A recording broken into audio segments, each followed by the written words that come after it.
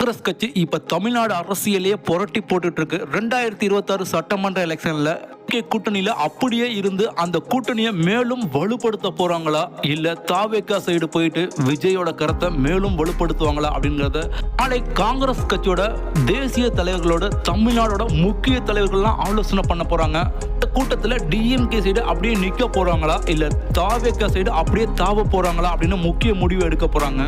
தமிழ்நாட்டில் இருக்க மிக முக்கிய காங்கிரஸ் தலைவர்கள் டிஎம்கேக்கு மிகப்பெரிய டிமாண்டை வைக்கிறாங்க.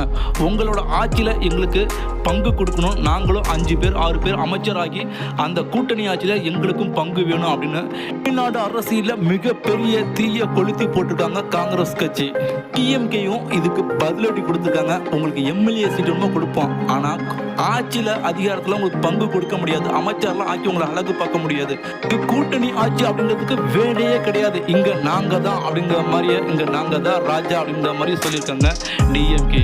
பக்கம் விஜய் ஒரு பெரிய ஆஃபரை காங்கிரஸ் கொடுக்குறாரு. உங்களுக்கு அதிக சீட்டு கொடுக்குறோம் அப்படி நாங்கள் ஜெயிச்சிட்டா 2026 சட்டமன்ற எலெக்ஷன்ல உங்களுக்கு அமைச்சரவையில் பங்கு கொடுக்குறோம் அப்படிங்கிற டிமாண்டையும் விஜய் அள்ளி வீசியிருக்காரு காங்கிரஸுக்கு.